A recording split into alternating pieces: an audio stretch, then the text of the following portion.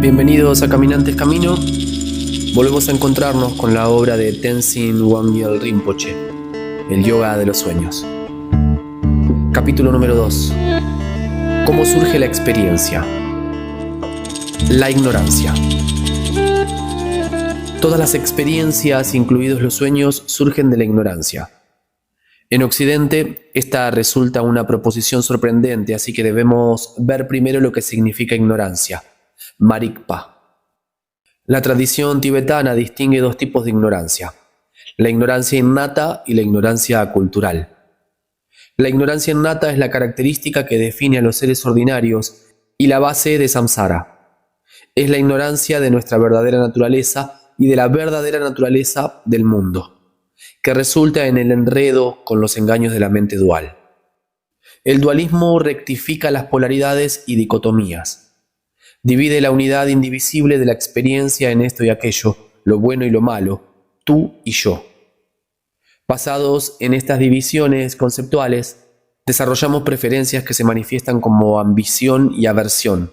Estas son las respuestas habituales que definen aquello que identificamos con lo que somos. Queremos esto y no aquello. Creemos en esto y no en aquello.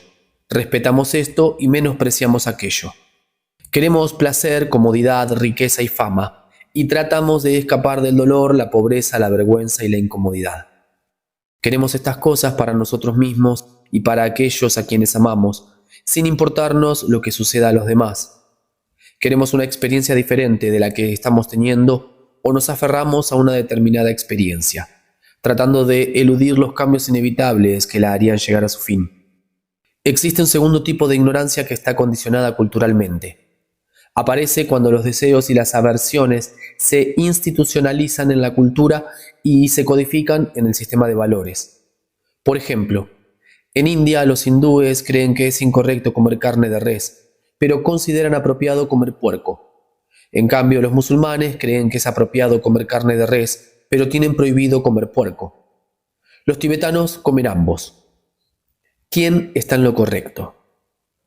El hindú cree que los hindúes están en lo correcto, el musulmán cree que los musulmanes están en lo correcto, y el tibetano cree que los tibetanos están en lo correcto. Estas diferentes creencias surgen de las predisposiciones y creencias que son parte de cada cultura, no de una sabiduría básica. Otro ejemplo puede encontrarse en los conflictos internos de la filosofía. Existen muchos sistemas filosóficos que se definen por desacuerdos sutiles entre sí, aunque estos sistemas se desarrollan con la intención de guiar a los seres hacia la sabiduría. Terminan produciendo ignorancia porque sus seguidores se aferran a un entendimiento dual de la realidad. Esto es inevitable en cualquier sistema conceptual, ya que la mente conceptual es solo una manifestación de la ignorancia. La ignorancia cultural se desarrolla y preserva en tradiciones. Permea todas las costumbres, opiniones, sistema de valores y de conocimiento. Tanto los individuos como las culturas aceptan estas preferencias como algo tan fundamental que las confunden con el sentido común o con la ley divina. Crecemos apegados a ciertos valores, a un partido político, un sistema médico, una religión, una opinión acerca de cómo deben ser las cosas. Pasamos por la escuela primaria, la secundaria y quizá la universidad, y en cierto sentido cada diploma es un trofeo ganado en el camino del desarrollo de una ignorancia más y más sofisticada. La educación refuerza el hábito de ver el mundo a través de determinado lente. Podemos volvernos expertos en una perspectiva equivocada, volvernos muy precisos en nuestra forma de entenderla y relacionarnos con otros expertos. Lo mismo puede ocurrir con la filosofía, en la que uno aprende con detalle sistemas intelectuales y desarrolla la mente para hacer de ella un agudo instrumento inquisitivo. Sin embargo, mientras no traspasemos nuestra ignorancia innata, solo estaremos desarrollando un prejuicio adquirido, no la sabiduría básica. Nos apegamos a las cosas más nimias, una marca específica de jabón o un corte de pelo determinado.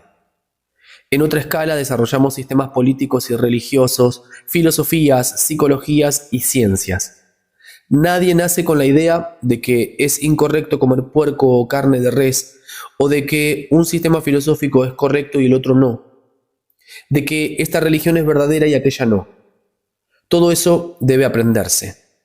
La fidelidad a ciertos valores es el resultado de la ignorancia cultural, pero la propensión a aceptar perspectivas limitadas que se originan en el dualismo es la manifestación de la ignorancia innata. Esto no es malo, es simplemente lo que es. Nuestros apegos nos pueden llevar a la guerra, pero también se manifiestan como tecnologías útiles y artes diversas que son de gran beneficio para el mundo. Mientras no seamos seres iluminados, participamos de la dualidad, y eso está bien. En el Tíbet hay un refrán popular que dice: cuando estés en el cuerpo de un burro, disfruta el sabor del pasto. En otras palabras, debemos apreciar y disfrutar esta vida porque tiene sentido y es valiosa en sí misma, y porque es la vida que estamos viviendo. Si no tenemos cuidado, podemos utilizar las enseñanzas para apoyar la ignorancia. Podría decirse que es malo para alguna persona obtener un grado académico avanzado o tener restricciones en su dieta, pero no se trata de eso. También podría decirse que la ignorancia es mala o que la vida cotidiana es solo estupidez samsárica, pero la ignorancia es solo un oscurecimiento de la conciencia. Estar apegado a ella o sentirse repelido por ella es el mismo viejo juego de la dualidad, que se despliega ahora en el ámbito de la ignorancia misma. Uno puede ver lo muy difundido que está este juego.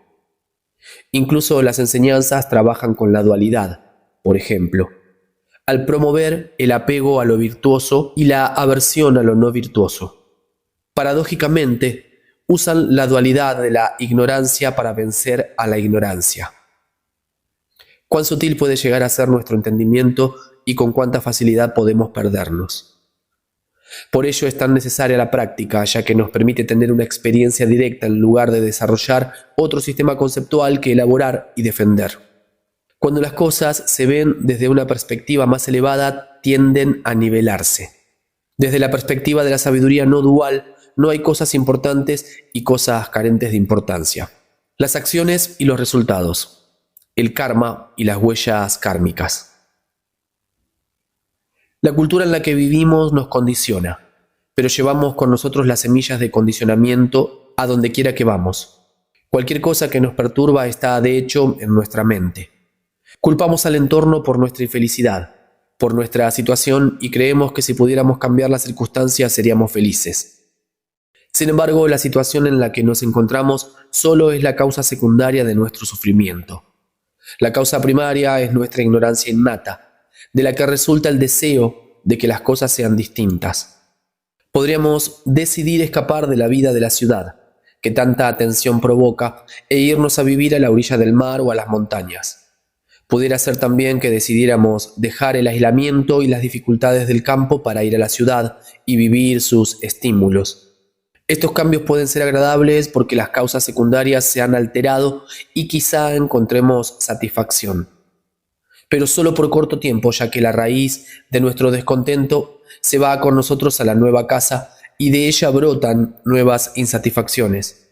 Pronto nos vemos atrapados nuevamente en la confusión de la esperanza y el miedo. Quizá pensemos que si tuviéramos más dinero o una mejor pareja o un mejor cuerpo o empleo o educación, entonces seríamos felices. Pero sabemos que no es así. Los ricos no están libres del sufrimiento. Una nueva pareja nos causará alguna insatisfacción. Nuestro cuerpo envejecerá. El nuevo trabajo será menos interesante con el tiempo y así sucesivamente. Cuando pensamos que la solución para nuestra infelicidad puede encontrarse en el mundo externo, nuestros deseos solo pueden saciarse temporalmente. Puesto que no entendemos esto, nos vemos arrastrados por los vientos del deseo, siempre intranquilos e insatisfechos. Estamos gobernados por nuestro karma y continuamente sembramos semillas para una nueva cosecha kármica. Esto no solo nos distrae de nuestro camino espiritual, sino que además impide que encontremos satisfacción y felicidad en nuestra vida cotidiana.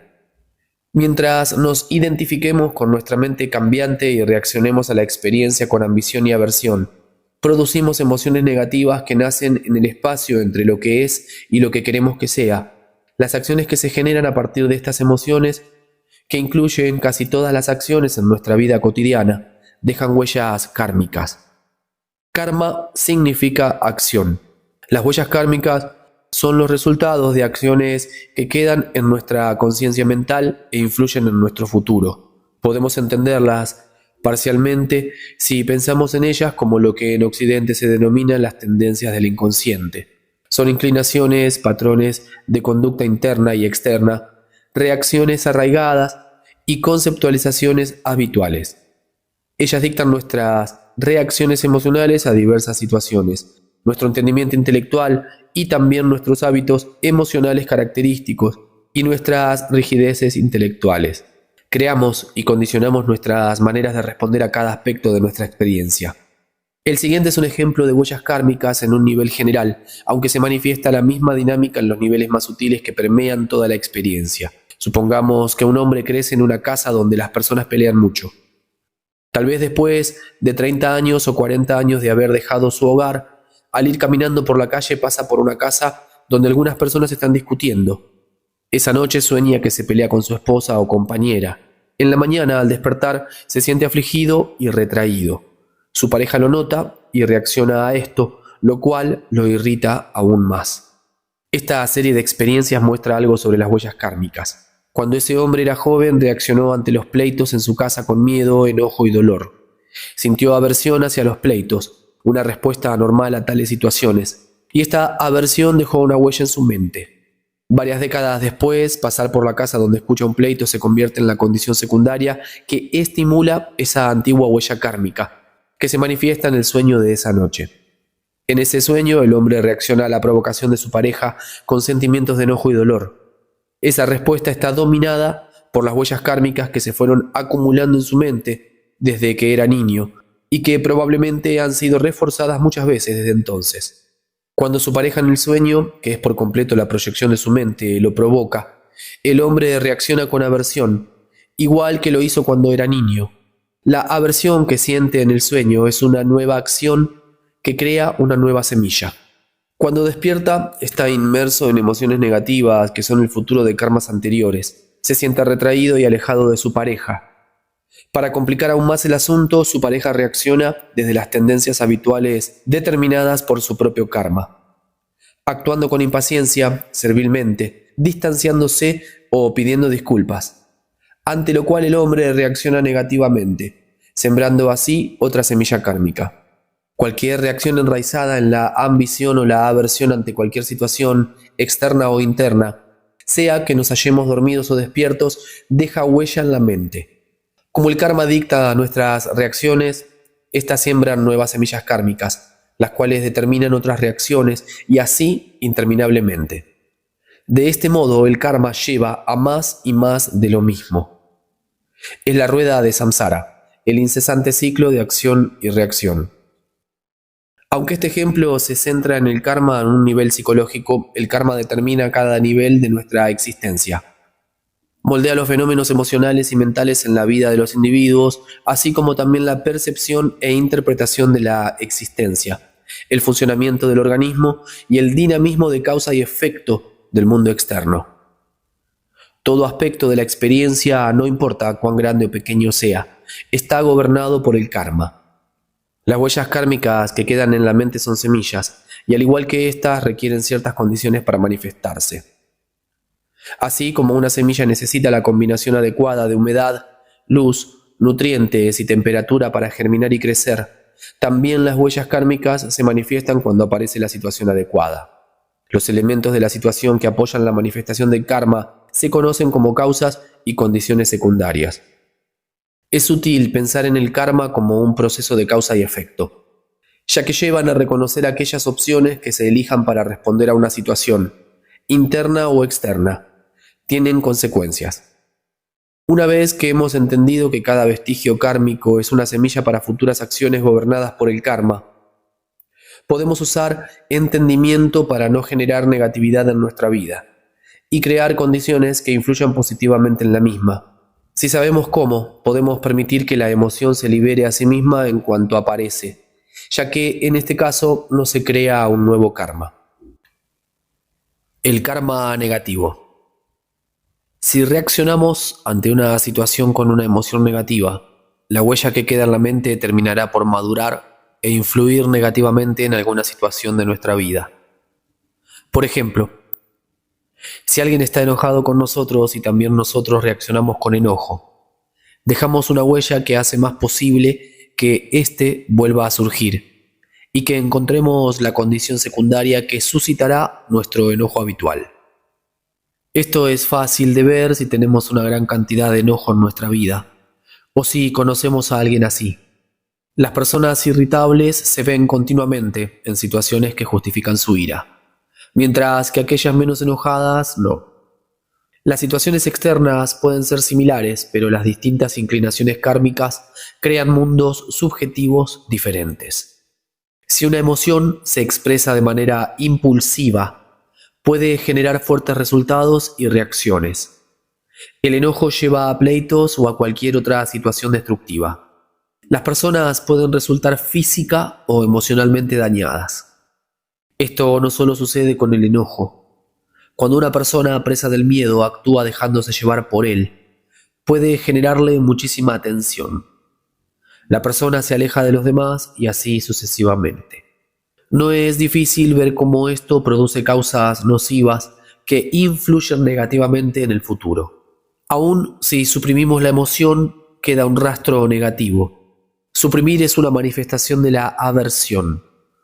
Ocurre cuando tensamos algo dentro de nosotros mismos, cuando ponemos alguna cosa detrás de la puerta y le echamos llave, forzando así a una parte de nuestra experiencia a permanecer en la oscuridad, donde espera, aparentemente hostil, hasta que la causa secundaria apropiada la llame.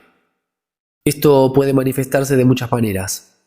Por ejemplo, si suprimimos nuestra envidia respecto a otros, esta podrá manifestarse más adelante con una explosión emocional o podrá presentarse en un juicio muy severo acerca de aquellos a quienes secretamente envidiamos, aun cuando neguemos esta envidia ante nosotros mismos. Un juicio mental también es una acción basada en la aversión y por tanto también crea semillas kármicas negativas. Karma positivo. En lugar de manifestar cualquiera de estas reacciones negativas, dejar que nuestra conducta sea regida por las tendencias kármicas o suprimirlas, podemos hacer una pausa, comunicarnos con nosotros mismos y manifestar el antídoto para esta emoción negativa. Si alguien está enojado con nosotros y nuestro propio enojo surge, el antídoto es la compasión. Evocarla puede parecer forzado y poco auténtico al principio, pero si reconocemos que la persona que nos irrita está siendo manejada por su propio condicionamiento y está sufriendo una constricción en su conciencia, ya que está atrapada en su propio karma negativo, podemos sentir algo de compasión y dejar ir nuestras reacciones negativas. Al hacer esto, comenzamos a modelar nuestro futuro en forma positiva. Esta nueva respuesta, basada todavía en el deseo de virtud, paz o desarrollo espiritual en este caso, produce una huella kármica positiva que planta la semilla de la compasión. La próxima vez que nos topemos con el enojo, habrá un poco más de posibilidades de que respondamos con compasión, lo cual es mucho más cómodo y brinda más espacio que la estrechez del enojo con el que pretendemos protegernos. De esa manera, la práctica acumulativa de la virtud reeduca nuestra manera de responder al mundo. Y sucede, por ejemplo, que encontramos cada vez menos enojo, tanto dentro como fuera de nosotros. Si continuamos esta práctica, la compasión terminará por aparecer en forma espontánea y sin esfuerzo. Al utilizar la comprensión del karma, podemos reeducar nuestra mente para que use toda experiencia, incluso las fantasías más privadas y efímeras, para apoyar nuestra práctica espiritual. Liberación de las emociones. La mejor respuesta a las emociones negativas es permitir que se liberen a sí mismas, permaneciendo en la conciencia no dual, libres de ambición y aversión. Si podemos hacer eso, la emoción pasa a través de nosotros como un pájaro que vuela por el espacio. No deja ningún rastro. La emoción surge y luego se disuelve espontáneamente en el vacío. En este caso, la semilla kármica se manifiesta, sea como una emoción o como una sensación en el cuerpo, o bien como un impulso hacia una conducta en particular. Pero como no respondemos con ambición o aversión, no se genera ninguna semilla de karma futuro. Por ejemplo, cada vez que la envidia surge y se disuelve en la conciencia, sin que nos volvamos presas de ella o tratemos de reprimirla, la fuerza de la tendencia kármica hacia la envidia se debilita. no hay nuevas acciones que la refuercen. Al liberar las emociones de esa manera se corta el karma desde su raíz. Es como quemar las semillas kármicas antes de que tengan la oportunidad de crecer y manifestarse como problemas en nuestra vida. Podría uno preguntarse por qué es mejor liberar la emoción que producir karma positivo. La respuesta es que todas las huellas kármicas nos constriñen, nos restringen en identidades particulares. La meta del camino es la liberación total de todo condicionamiento. Esto no significa que una vez que uno está liberado, la compasión y otros rasgos positivos no estarán presentes. De hecho, lo están. Pero cuando ya no estamos manejados por las tendencias kármicas, podemos ver nuestra situación claramente y responder de manera espontánea y apropiada, en lugar de ser empujados en una u otra dirección. La compasión relativa que surge del karma positivo es buena, pero es mejor la compasión absoluta que surge sin esfuerzo y en forma perfecta en un individuo liberado de las condiciones kármicas. En esta hay más espacio, lo incluye todo. Es más efectiva y está libre de los engaños del dualismo. Si bien permitir que la emoción se libere a sí misma es la mejor forma de responder, resulta difícil hacerlo sin tener antes una práctica desarrollada y estable. Pero independientemente de cómo sea nuestra práctica ahora, podemos decidir parar por un momento cuando la emoción aparezca, entrar en contacto con nosotros mismos y elegir actuar de la mejor manera posible. Podemos aprender a suavizar la fuerza del impulso de los hábitos kármicos. Podemos usar el proceso conceptual para recordar que la emoción que vivenciamos es simplemente el fruto de huellas kármicas anteriores. Quizá podemos relajar nuestra identificación con esa emoción o punto de vista y abandonar nuestra actitud defensiva. A medida que se afloja el nudo de la emoción, la identidad se relaja y hay más espacio. Podemos escoger una mejor respuesta, plantando semillas de karma positivo. Es importante recalcar de nuevo que esto debe hacerse sin reprimir la emoción. Debemos relajarnos y generar compasión. No suprimir el enojo rígidamente en nuestro cuerpo mientras tratamos de traer a la mente buenos pensamientos. El camino espiritual no se propone beneficiarnos solo en el futuro lejano o en la próxima vida. A medida que nos entrenamos para reaccionar en forma positiva a las situaciones que vivimos, cambiamos nuestras huellas kármicas y desarrollamos cualidades que afectan positivamente la vida que llevamos ahora. Si podemos ver con mayor claridad que cada experiencia, por pequeña o privada que sea, tiene un resultado, podemos usar esa comprensión para cambiar nuestra vida y nuestros sueños. Los oscurecimientos de la conciencia. Las huellas kármicas se quedan en nosotros como remanentes psíquicos de actos motivados por la ambición o la aversión. Son oscurecimientos de la conciencia almacenados en la base de la misma conciencia del individuo. En la Kunji Namje.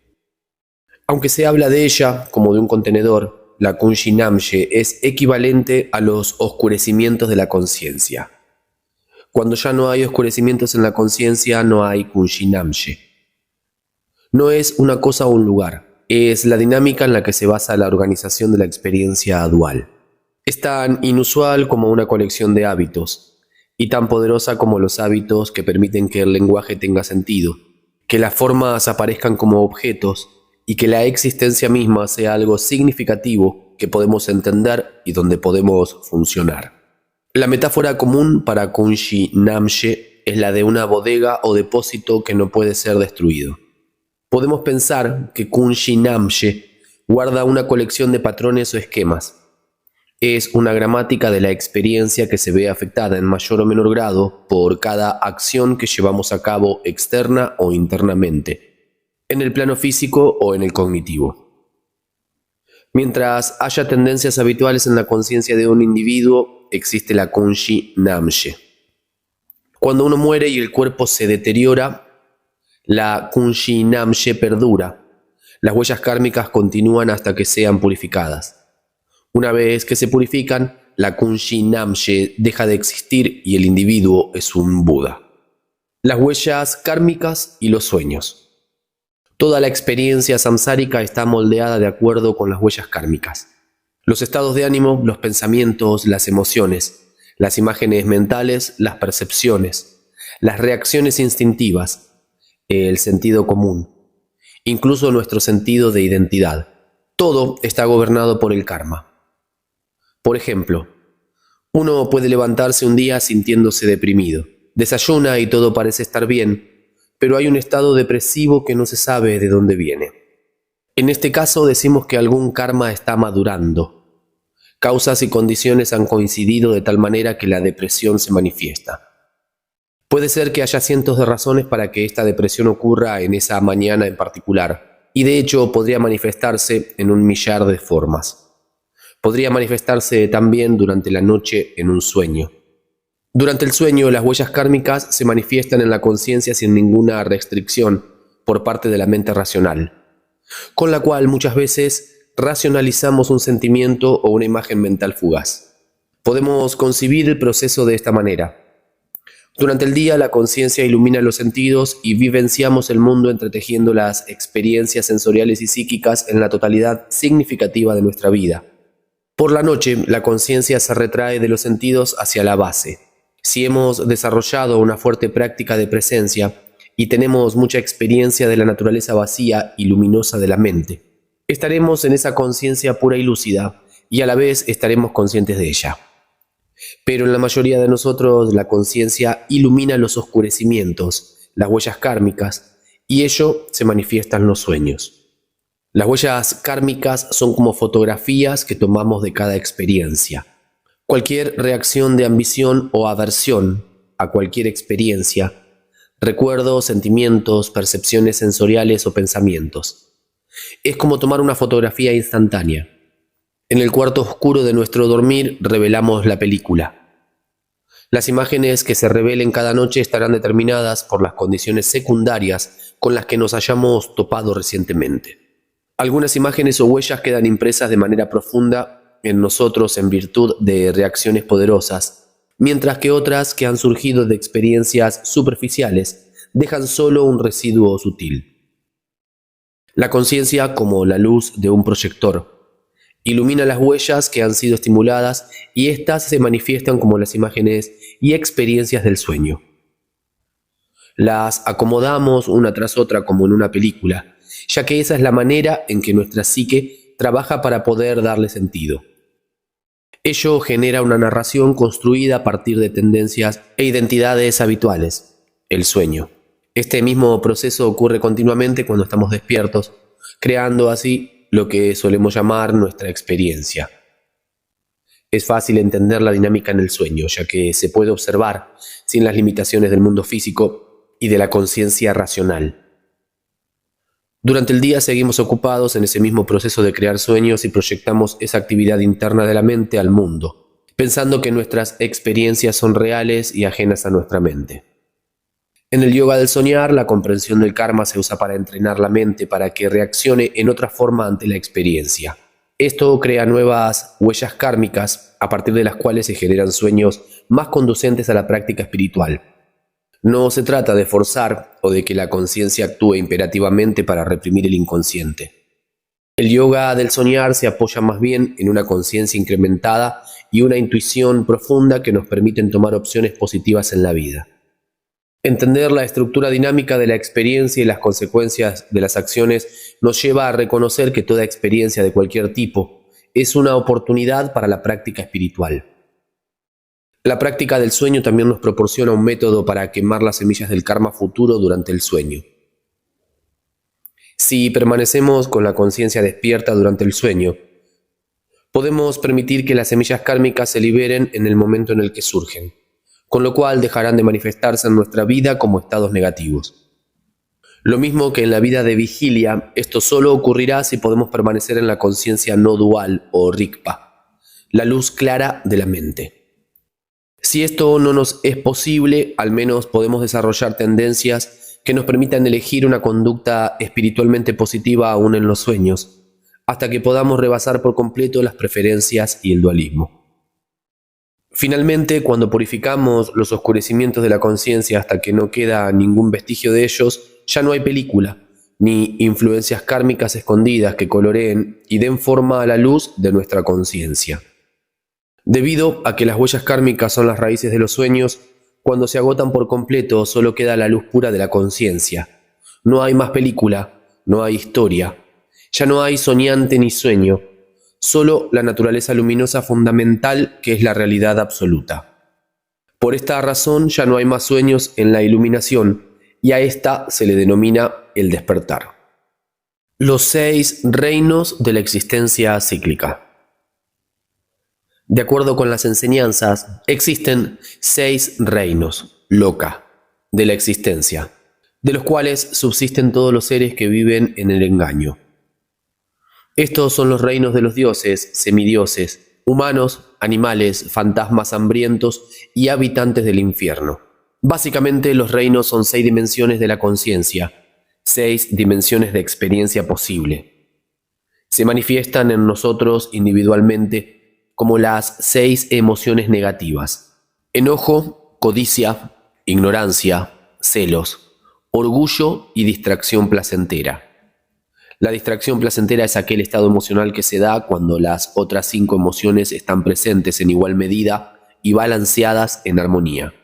Sin embargo, los 6 reinos no son solo categorías de experiencia emocional, sino que también son realmente reinos en los cuales los seres nacen, así como nosotros nacemos en el reino humano o un león nace en el reino animal.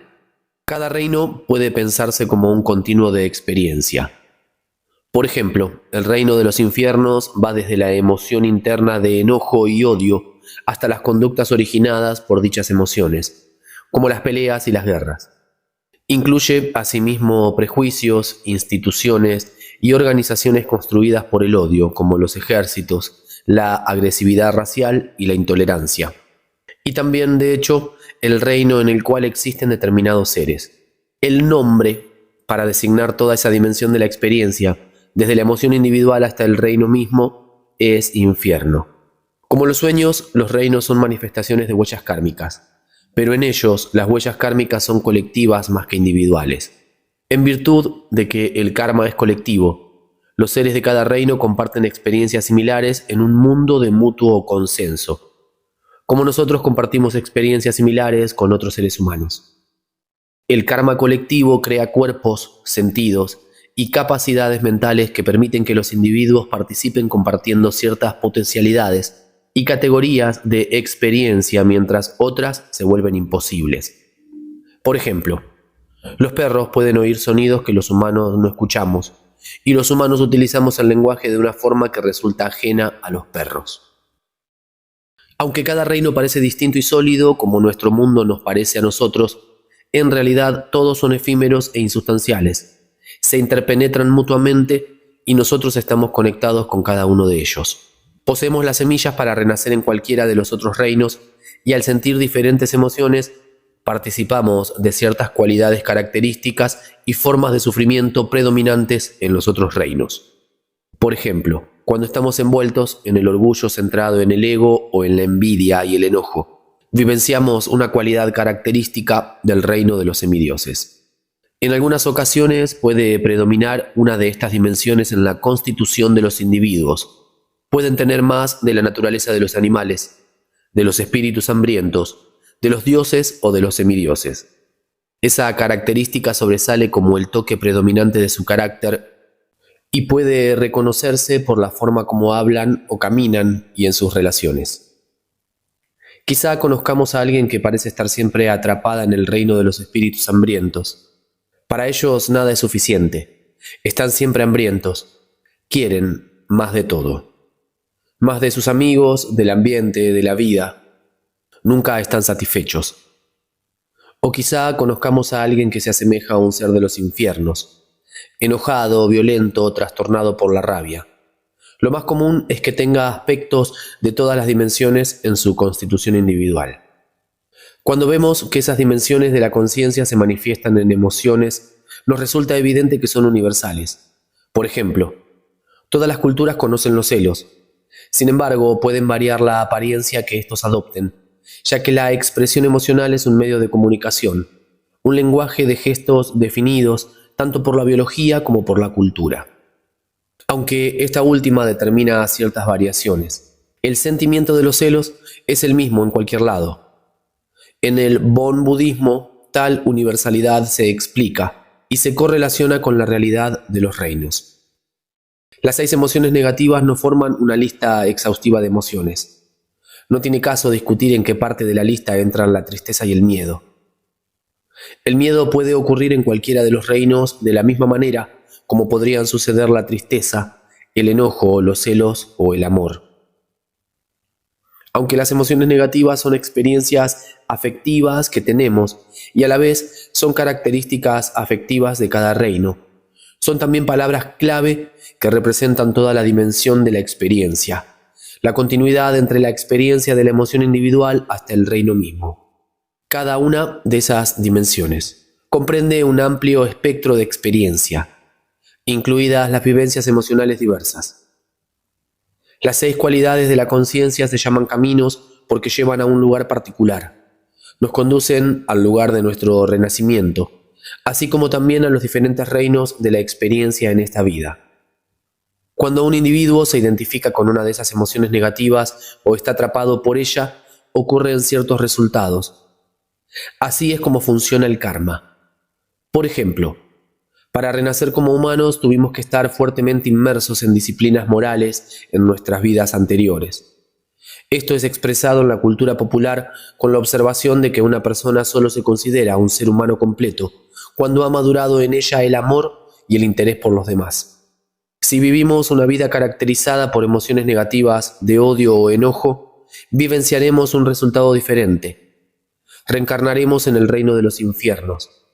Esto sucede tanto a nivel de una reencarnación posterior en el reino de los infiernos como a nivel psicológico.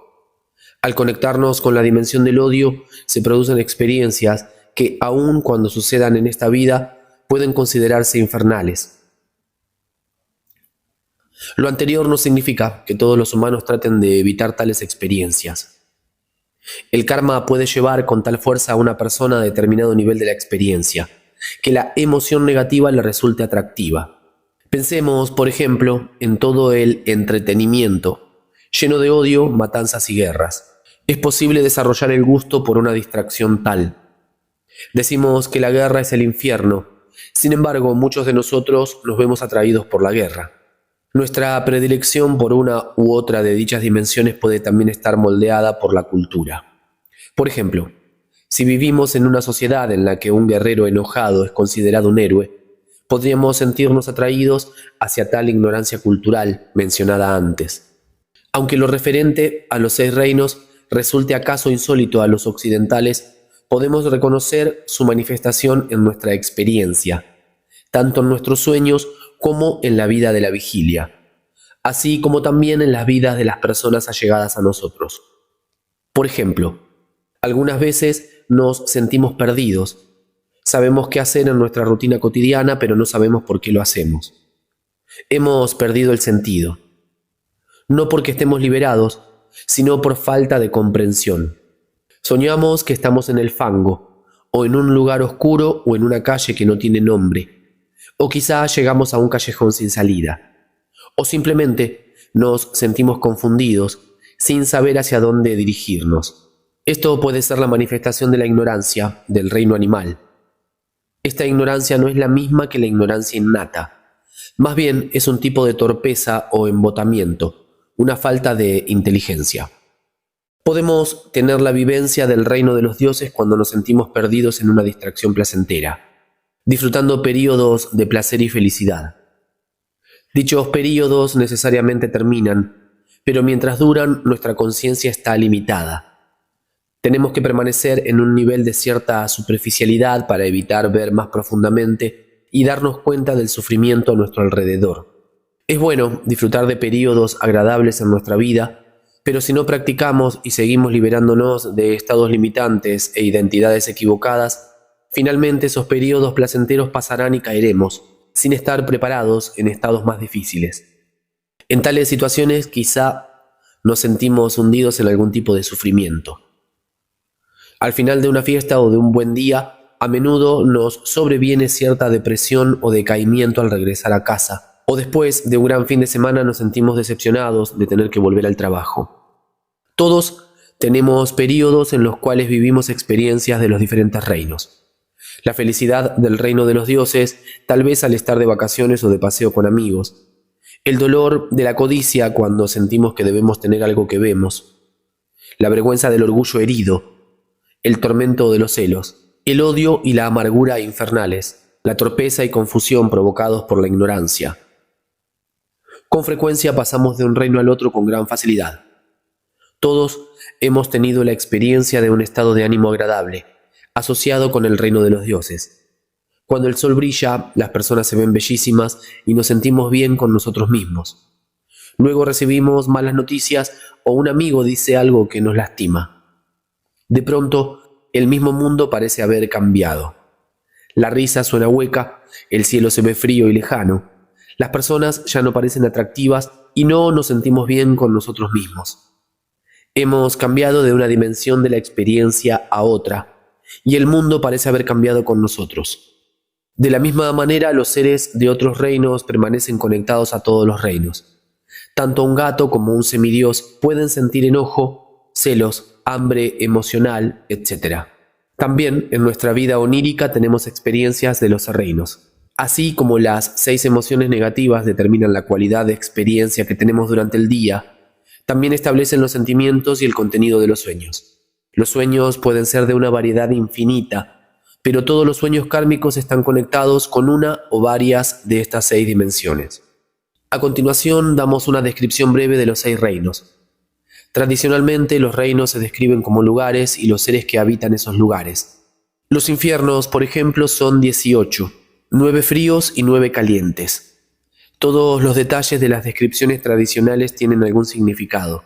Nos referimos a las experiencias de los reinos en el ahora, en esta vida. Nos conectamos a nivel energético con cada dimensión de la experiencia a través de un centro energético, chakra, situado en el cuerpo. Más adelante se encuentra un cuadro con las ubicaciones de estos centros. Los chakras son utilizados en muchas prácticas diferentes y juegan un papel importante en la del yoga de los sueños. El reino de los infiernos. El enojo es la emoción semilla del reino de los infiernos. Hay muchas expresiones posibles de las huellas kármicas del enojo, como la aversión, la tensión, el resentimiento, la crítica, la disputa y la violencia. Gran parte de la destrucción en las guerras es provocada por el enojo, y cada día mueren muchas personas como consecuencia del mismo. Sin embargo, el enojo nunca resuelve los problemas. Cuando el enojo se apodera de nosotros, perdemos el control y la conciencia de nosotros mismos. Cuando estamos atrapados o somos presa del odio, la violencia y el enojo, tenemos experiencias del reino de los infiernos. El centro energético del enojo está en las plantas de los pies. Su antídoto es el amor puro e ilimitado que surge del ser incondicional. Tradicionalmente se dice que el reino de los infiernos está compuesto por 9 infiernos calientes y 9 fríos. Los seres que viven ahí sufren muchísimo. Se les tortura hasta matarlos, haciéndoles regresar una y otra vez a la vida. El reino de los espíritus hambrientos. La codicia es la emoción semilla del reino de los espíritus hambrientos, preta.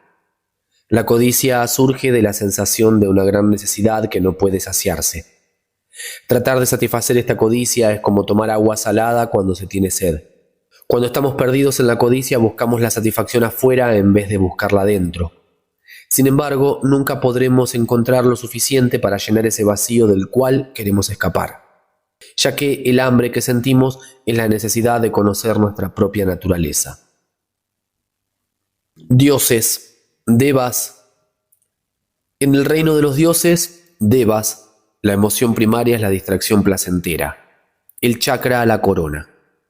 En el reino de los semidioses, asuras, envidia es la emoción primaria y el chakra garganta. En el reino de los humanos, la emoción primaria son los celos, el chakra es el corazón. Animales, emoción primaria ignorancia, chakra ombligo. Reino de espíritus hambrientos, pretas, emoción primaria la codicia, chakra, órganos sexuales. Reino de los infiernos, emoción primaria odio, el chakra, planta de los pies. La codicia se asocia con el deseo sexual y en el cuerpo su centro energético está en el chakra que se encuentra detrás de los genitales. La generosidad, el dar desinteresadamente lo que otros necesitan, deshace el apretado nudo de la codicia. Los pretas son representados tradicionalmente como seres con grandes estómagos hambrientos y con una boca y garganta pequeñísimas. Algunos habitan tierras resecas donde la palabra agua no se ha mencionado siquiera durante cientos de años. Otros quizá hallen comida y bebida, pero si ponen un poco de ella en sus pequeñas bocas, se convierte en llamas en su estómago, causándoles gran dolor. Los pretas se ven aquejados por muchos sufrimientos de diversos tipos, pero todos resultan de la codicia y de rechazar la generosidad de los demás. El reino de los animales. La ignorancia es la emoción semilla del reino de los animales. Uno vive con un sentimiento de estar perdido, embotado, inseguro o distraído. Muchas personas tienen experiencias tristes y sombrías debido a la ignorancia. Sienten necesidad de algo, pero no saben qué quieren o qué podrían hacer para satisfacer esa necesidad. En Occidente es frecuente considerar que una persona es feliz cuando está ocupada todo el tiempo, pero en medio de tanta actividad podemos estar perdidos en la ignorancia cuando desconocemos nuestra verdadera naturaleza. El chakra asociado con la ignorancia está en el centro del cuerpo, en el nivel del ombligo. La sabiduría que encontramos cuando nos dirigimos hacia adentro y reconocemos nuestro ser verdadero es el antídoto para la ignorancia. Los seres del reino animal viven dominados por la sombra de la ignorancia. Los animales viven con miedo, ya que se ven constantemente amenazados por otros animales y por los humanos. Incluso los animales grandes viven atormentados por insectos que anidan en su piel y se nutren de su carne. Los animales domésticos son ordeñados, cargados, castrados. Se les perfora la nariz, se les monta y se les mantiene prisioneros. Los animales sienten dolor y placer, pero están dominados por la ignorancia, que no les permite ver más allá de sus circunstancias y encontrar su verdadera naturaleza. El reino humano. Los celos son la emoción semilla del reino humano. Cuando estamos poseídos por los celos queremos atraer hacia nosotros y aferrarnos a lo que tenemos. Puede ser una idea, una posesión o una relación. Vemos la fuente de nuestra felicidad como algo externo, lo cual nos lleva a tener un mayor apego al objeto de nuestro deseo. En el cuerpo los celos se relacionan con el centro del corazón. El antídoto para los celos es una gran apertura del corazón, la apertura que surge cuando nos conectamos con nuestra propia naturaleza. Es fácil para nosotros observar el sufrimiento de nuestro reino. Vivimos el nacimiento, la enfermedad, la vejez y la muerte. Continuamente tenemos vivencias de pérdida debidas a los cambios constantes. Cuando obtenemos el objeto de nuestro deseo, luchamos para conservarlo. Sin embargo, inevitablemente lo perderemos. En vez de regocijarnos por la felicidad de otros, a menudo nos sentimos celosos y envidiosos. A pesar de que el nacimiento humano es considerado una gran fortuna porque los humanos tenemos la oportunidad de escuchar y practicar las enseñanzas, solo unos cuantos de nosotros encontramos el camino para aprovechar tal oportunidad. El reino de los semidioses. El orgullo es la principal aflicción del reino de los semidioses, asuras. El orgullo es un sentimiento conectado con el logro y a menudo con tratar de conservar el territorio que se considera propio. Una de las causas de la guerra es el orgullo de los individuos y de las naciones que creen tener la solución a los problemas de los demás. Hay un aspecto disfrazado del orgullo que se manifiesta cuando creemos ser peores que los demás para desempeñar cierta habilidad. En realidad, se trata de un egocentrismo negativo que nos separa de los demás. El orgullo se asocia con el chakra de la garganta y a menudo se manifiesta en forma iracunda. Su antídoto es la gran paz y humildad que surge cuando descansamos en nuestra verdadera naturaleza. Los asuras disfrutan del placer y la abundancia, pero tienden a la envidia y a la ira. Continuamente están peleando con los demás, pero su máximo sufrimiento ocurre cuando declaran la guerra a los dioses, que viven en mayor abundancia que los semidioses. Los dioses son más poderosos que los asuras y son muy difíciles de matar.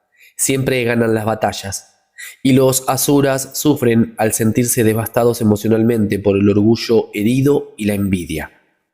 Se sienten menospreciados, lo cual los lleva una y otra vez a guerras inútiles. El reino de los dioses. Las distracciones placenteras son la semilla del reino de los dioses. En él, las 5 emociones negativas están presentes en igual proporción: balanceadas en armonía como 5 voces en un coro. Los dioses se encuentran perdidos en una especie de pereza gozosa, en un placer centrado en ellos mismos. Disfrutan de gran riqueza y comodidad y pueden vivir hasta un eón. Todas sus necesidades parecen estar satisfechas y sus deseos cumplidos. Al igual que ciertos individuos y sociedades, los dioses quedan atrapados en el placer y la búsqueda de placer. No tienen sentido de la realidad que va más allá de su experiencia y viven perdidos en diversiones y placeres sin sentido, distrayéndose y apartándose del camino de la liberación. La situación finalmente cambia cuando las causas kármicas para vivir en el reino de los dioses se agotan. Cuando la muerte se acerca, el dios moribundo es abandonado por sus amigos y compañeros, que no pueden tolerar la prueba de su propia mortalidad. Su cuerpo perfecto envejece y se deteriora. Termina su período de felicidad y con sus ojos divinos, el dios moribundo ve las condiciones de sufrimiento del reino, en el cual su destino lo llevará a renacer. Desde antes de su muerte comienza su sufrimiento por la vida venidera. El reino de los dioses está asociado con el chakra de la corona, en la cabeza. El antídoto para el gozo egoísta de los dioses es la compasión que todo lo permea y que surge espontáneamente mediante el reconocimiento de la realidad que está en la base del ser y del mundo. ¿Por qué emociones negativas? Muchas personas en Occidente se sienten incómodas cuando oyen etiquetar las emociones como negativas, pero esto no significa que las emociones en sí sean negativas. Todas las emociones nos ayudan a sobrevivir y son necesarias en el rango completo de la experiencia humana, incluidas las emociones de apego, enojo, orgullo, celos, etc. Sin las emociones no viviríamos plenamente. Sin embargo, las emociones son negativas cuando estamos atrapados en ellas y perdemos así contacto con los aspectos más profundos de nosotros mismos. Son negativas si reaccionamos ante ellas con codicia y aversión, ya que nos hace sufrir una constricción de la conciencia y la identidad. Entonces sembramos las semillas para futuras condiciones negativas que nos atrapan en los reinos del sufrimiento, tanto en esta vida como en otras vidas futuras, en las cuales quizá sea difícil tomar el camino espiritual. Este resultado es negativo cuando se compara con una identidad más expansiva y especialmente cuando se compara con la liberación de todas las identidades inventadas y constrictivas. Por eso es importante pensar en los reinos no solo como emociones, sino como 6 dimensiones de la conciencia y la experiencia. Existen diferencias culturales en lo que se refiere a las emociones. Por ejemplo, el miedo y la tristeza no suelen mencionarse en las enseñanzas, a pesar de que el samsara está lleno de ambas. El concepto de odio hacia uno mismo es completamente extraño a los tibetanos, quienes no tienen siquiera palabra para describirlo.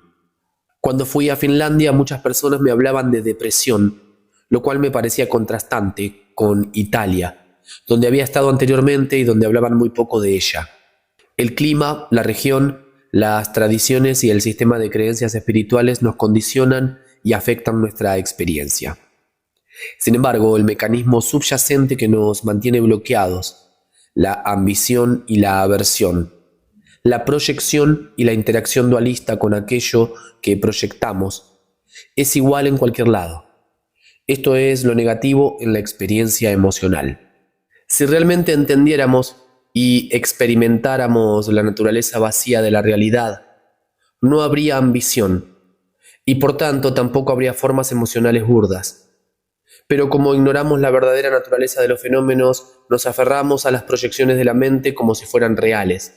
Desarrollamos una relación dual llena de ilusiones, sentimientos de enojo, codicia u otras reacciones emocionales. En realidad no hay un ente separado que sea el blanco de nuestro enojo u objeto de cualquier emoción. No hay razón para enojarse. Nosotros creamos la historia, las proyecciones y el enojo, todo al mismo tiempo. En Occidente suele utilizarse la comprensión de las emociones en psicología para mejorar la vida de las personas en samsara. Esto está bien. Sin embargo, el sistema tibetano tiene una meta diferente y su comprensión de las emociones es más profunda y orientada a liberarnos de constricciones y formas erróneas de vivir, a las cuales nos aferramos a través del apego emocional. Nuevamente, esto no significa que las emociones sean negativas en sí mismas, sino que son negativas en la medida en que nos aferramos a ellas o las evadimos. Final de la lectura de este capítulo número 2. Muchas gracias por sumarte en esta aventura. Recordá que estaré muy agradecido si me dejas alguna colaboración desde los canales que figuran en la descripción de los videos. Es un gran aporte para continuar. Y gracias también por todo lo demás que en general suele colaborar en estas redes, como suscribirte, compartir el canal, activar la campana, dejar tu me gusta y un comentario que con mucho gusto leeré y responderé. Nos damos próxima cita para encontrarnos a leer el capítulo 3, el cuerpo energético. Un gran abrazo.